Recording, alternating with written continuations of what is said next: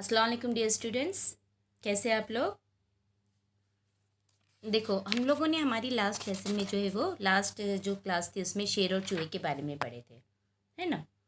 पता है आप लोगों को, आज हम लोग अगर आज़ादी की सांस ले रहे, पहले हमारा जो देश था वो कैसा था? आज़ाद देश था। लेकिन 200 साल पहले हमारे भारत देश पर क्या हुआ था? अंग्रेज़ों ने कब्ज़ा किए थे। अंग्रेज़ों का यहाँ पर राज था। वो लोग आए थे यहाँ पर बिजनेस के लिए, तिजारत के लिए आए थे।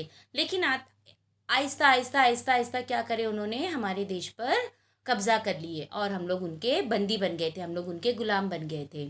तो हमारे जो बहुत से फ्रीडम फाइटर्स थे, उन्होंने क्या किया था? हम लोगों को आज़ादी दिलाने के लिए अपने जानों की आहुति दी थी, अपने प्राणों की आहुति देकर, अपने आप को कुर्बान कर कर उन्होंने हमारे को क्या किए थे? आज़ाद कराए थे।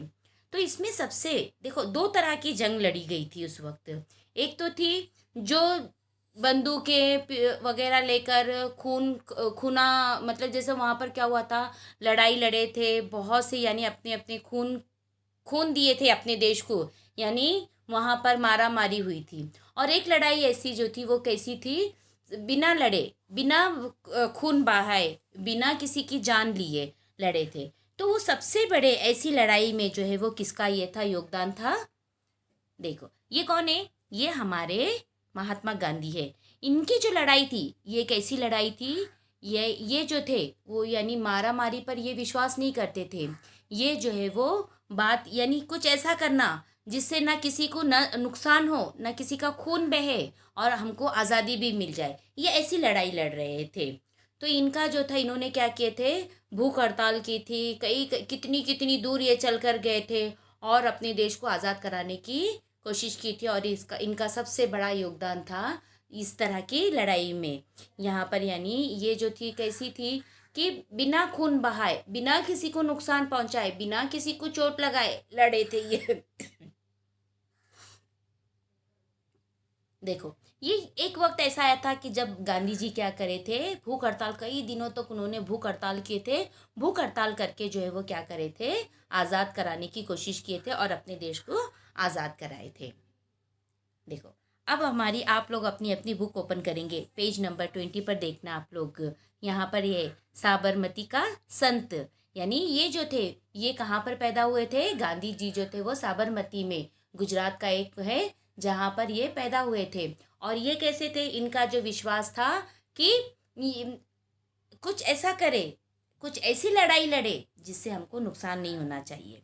देखो, दे दी हमें आज़ादी बिना खड़क बिना ढाल, साबरमती के संत तूने कर दिया कमाल।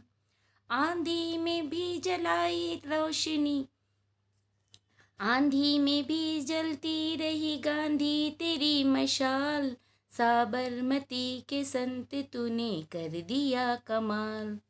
धरती पे लड़ी तूने अजब ढंग की लड़ाई, दागी न कहीं तोप न बंदूक चलाई, दुश्मन के किले पर बिना की तूने चढ़ाई, वारे फकीर खूब करामत दिखाई, चुटकी में दुश्मनों को दिया देश से निकाल, साबरमती के संत तूने कर दिया कमाल।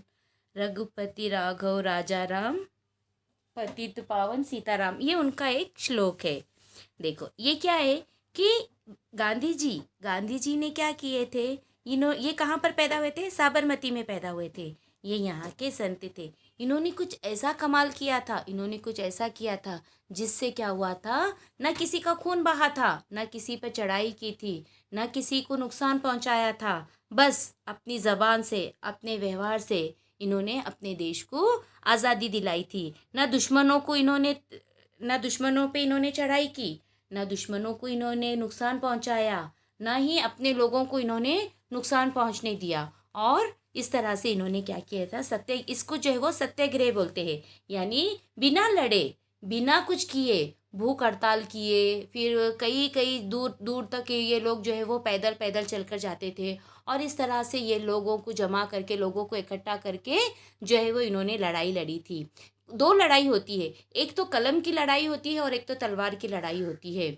जो बंदूक के, तलवार की लड़ाई यानी जिसमें खून बहता है, जिसमें बंदूकें चलाई जाती है, जिसमें तलवार चलाई जाती है। और एक होती है कलम की लड़ाई। कलम की लड़ाई यानी सिर्फ लिखने से, यानी पेपरों में, जो जिस तरह से पेपरों में आप लोग न्यूज़ देखते हैं, तो लोगों को इस तरह से अपनी तरफ अट्रैक्ट करना, कलम के ज़रिए से, अपनी लिखाई के ज़रिए से वो लोगों को अपनी तरफ इकट्ठा करते थे, लोगों को अपनी तरफ एकत्रित करते थे और इस तरह से लड़ते थे। तो गांधी जी ने जो है वो कैसी लड़ाई लड़ी थी? शांति से। यानी ये जो थे गांधी जी जो थे वो क्या चाहते थे कि किसी का खून नहीं बहना चाहिए, किसी को नुकसान नहीं होना चाहिए, किसी को तकलीफ नहीं पहुंचनी चाहिए और हमारा देश भी आज़ाद हो जाए। तो गांधी जी जो थे वो कैसे थे? यानी ये सत्याग्रह पसंद थे। इनको ये जो इनका ये कैसा था कि लड़ना नहीं चाहिए किसी से। अगर इनका क्या उसूल था पता है आप लोग को? अगर कोई अपने कोई एक गाल पे चाटा मार रहा है तो दूसरा गाल भी अपना जो है वो आगे कर देना चाहिए, ताकि वो खुद सोचे कि अरे ये इसने अपना दूसरा गाल भी आगे कर दिया है तो ये कितना महान है, तो वो खुद वहाँ से हट जाए, वो खुद अपने आप को वहाँ से हटा ले। लेकिन वो खुद नहीं हटते थे। अगर कोई उनको तकलीफ दे रहा है, अगर कोई उनके साथ में बुरा सलूक कर रहा है, तो फिर भी उसके बावजूद वो क्या करते थे? गांधी जी क्या करते थे? उसके साथ में अच्छा व्यवहार करते थे, उसके साथ में अच्छा सलूक करते थे, ताकि वो जो सामने वाला उनका जो दुश्मन है, उनके जो मुकाबिल में खड़ा है, उनके जो सामने खड़ा है, उनका जो अपोजिट पार्टी है, वो खुद शर्मिंदा होके, वो खुद परेशान होके वहाँ से हट जाता था। इस तरह का व्यवहार करते थे, इस तरह से वो लड़ाई लड़ते थे। और उन्होंने जो है वो अपने देशवासियों को भी यही कहा है कि इस तरह से लड़ो कि सामने वाला खुद हट जाए और अपने को कुछ करना नहीं पड़े, अपने को मतलब अपने को कुछ भी ये नहीं करना पड़े। बस अपना व्यवहार ऐसा होना चाहिए, अपना सलूक ऐसा होना चाहिए कि अपना जो अपोजिशन पार्टी वाला रहता है वो वहाँ से हट जाए, वो खुद शर्मिंदा हो जाए और वो वहाँ से हट जाए।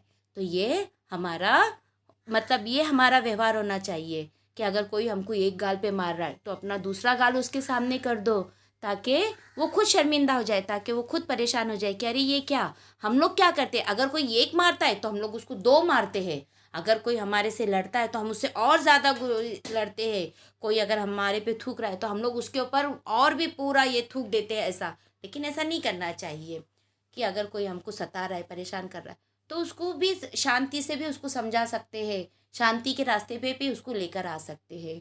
तो यही व्यवहार हमारा होना चाहिए कि कभी भी जो है वो अगर कोई हमको सता रहा है, कोई परेशान कर रहा है, तो उसके साथ में अच्छा व्यवहार करो, ताकि वो खुद हट जाए, खुद को समझ में आ जाए कि अरे नहीं ये इतना अच्छा है तो मैं क्यों इसके साथ में बुरा करूं। और अल्लाह ताला ने भी हमारे को यही बोला है कि अगर कोई तुम्हारे साथ में बुरा सलूक कर रहा है तो तुम उसके साथ में बुरा सलूक मत करो, वो और भी बुरा सलूक करेगा तब भी तुम जो है वो सब्र से काम लो।